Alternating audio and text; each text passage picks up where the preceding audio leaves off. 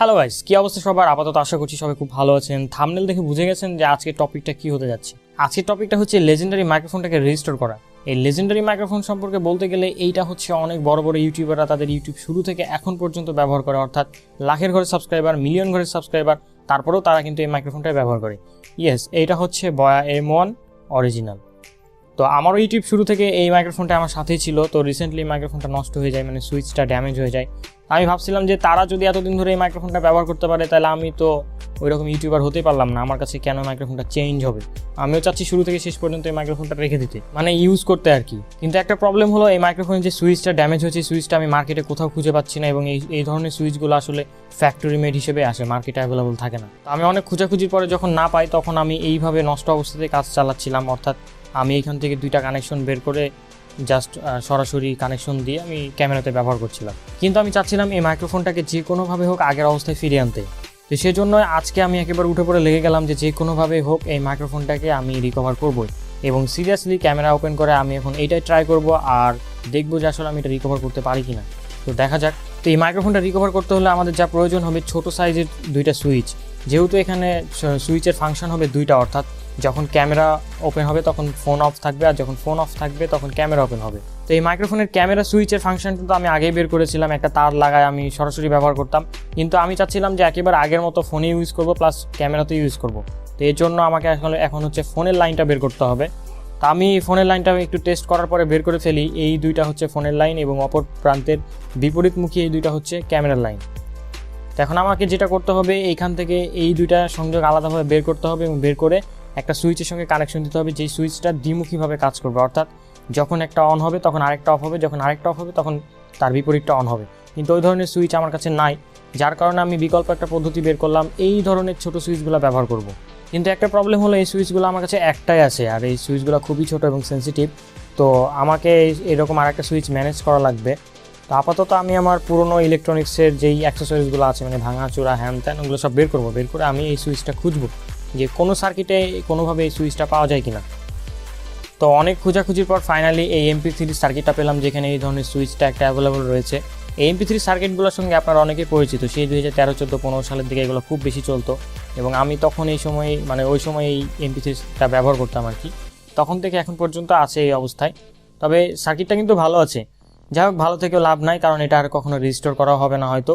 তা আমি এখন আপাতত এই সুইচটাই ব্যবহার করছি। সুইচটা খুবই সেন্সিটিভ, এখানে সোল্ডারিং করে উঠাতে গেলে নষ্ট হয়ে যাওয়ার পসিবিলিটি আছে। তো আমি অ্যান্টি কাটার দিয়ে একেবারে সরাসরি বোর্ড থেকে কেটে নিব।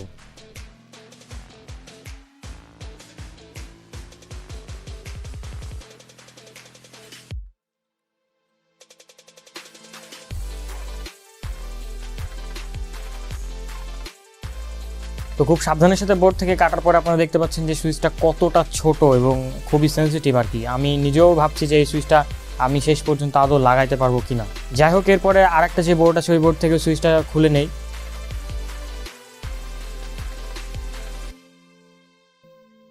তো এই হচ্ছে সুইচ আমাদের। এখন আমাদেরকে যেটা করতে হবে, এই সুইচটাকে দুইটা অ্যাটাচ করে এই এতটুকু জায়গার মধ্যেই এইটাকে স্থাপন করতে হবে এবং এমনভাবে স্থাপন করতে হবে যেন মাইক্রোফোনের আউটলুকটা নষ্ট না হয়। আমি যথাযথ ট্রাই করবো একেবারে ফ্যাক্টরি মেডের মতো করে করার, কিন্তু জানি না কতটুকু করতে পারবো। তো দেখি কতটুকু পারি করতে। আমি ফার্স্টে ভাবছিলাম সুপারগুলো অ্যাপ্লাই করে সুইচ দুটাকে অ্যাডজাস্ট করবো, বাট পরে ভাবলাম যে সুপারগুলো অ্যাপ্লাই করতে গেলে এটা সুইচগুলো নষ্ট হয়ে যেতে পারে। এই জন্য আমি সোল্ডারিং করে দুইটাকে অ্যাডজাস্ট করে নিলাম এবং মাইক্রোফোনের মাদারবোর্ড থেকে আমাকে এরকমভাবে দুইটা সংযোগ বের করতে হবে, অর্থাৎ 4টা তার লাগাইতে হবে।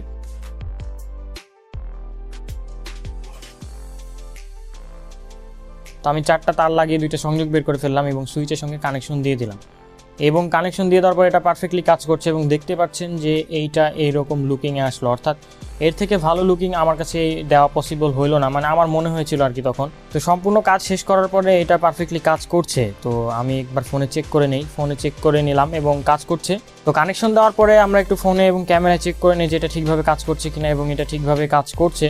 তো এখন হচ্ছে এইটাকে এতটুকু জায়গার মধ্যে স্থাপন করে ভালোভাবে, মানে সৌন্দর্যটা বজায় রেখে এটার কাজটা শেষ করি। তো ফাইনালি এটা অ্যাসেম্বল করা শেষ এবং এই মুহূর্তে আমার কাছে মনে হচ্ছে এর থেকে বেটার আর মনে হয় হবে না বা পসিবল না। একটু পরে কি হয়েছে, আমি এর সৌন্দর্য আরেকটু বৃদ্ধি করতে গিয়ে ওইখানে একটু সুপার গ্লু অ্যাপ্লাই করেছিলাম এবং ভুলবশত যেটা ভয় করছিলাম, সুপার গ্লুগুলো সুইচের মধ্যে পড়ে যায় এবং সুইচটা শেষ, একেবারে ড্যামেজ হয়ে যায়। তো আমার কাছে বিকল্প আর কোনো সুইচ নাই। তো আমি অনেক খোঁজার পরে আরেকটা সার্কিট থেকে আরেকটা সুইচ পাই এবং একটাই সুইচ।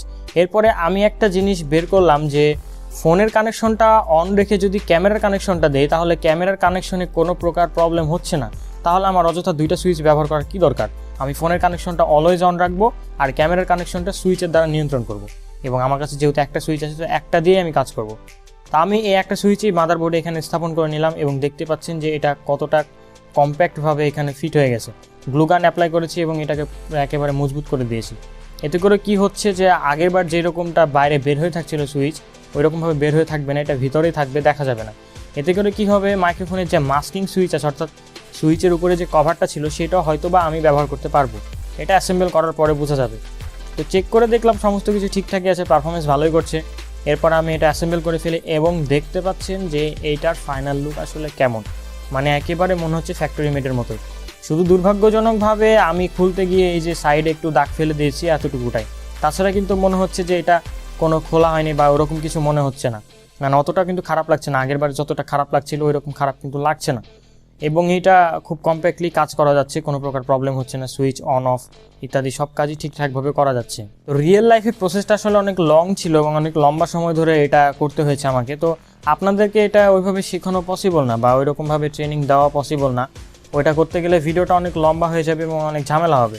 আর আপনারা মনে হয় না এরকম এই ধরনের কোনো প্রবলেমে পড়ে না, প্রবলেমে পড়লেও তো বাজারে গিয়ে টুক করে একটা মাইক্রোফোন কিনে চলে আসেন, বাট আমি তো মাইক্রোফোন কিনবো না। তো আমি জাস্ট আমার অভিজ্ঞতাটা শেয়ার করলাম বা আমি কিভাবে এটা রিপেয়ার করলাম বা রিস্টোর করলাম এটাই আপনাদেরকে দেখালাম। তো পরিশেষে বলা যায় লেজেন্ডারি মাইক্রোফোনটা রিস্টোরে আমি আসলে সফল এবং আমি আগামীতে এই মাইক্রোফোনটাই ব্যবহার করে যাব। যদি আপনাদের সাপোর্টে কোনোদিন বড় কোনো ইউটিউবার হতে পারি সেই পর্যন্ত আমি এই মাইক্রোফোনটাই ব্যবহার করে যাব। আরও যদি প্রবলেম হয় তাও আমি সেগুলোও রিস্টোর করার ট্রাই করব। তো ঠিক আছে, ভিডিও এই পর্যন্তই ছিল, দেখা হবে আবার পরের কোনো টপিকে। সেই পর্যন্ত ভালো থাকেন, সুস্থ থাকেন, আজকের মতো এখানেই রাখি।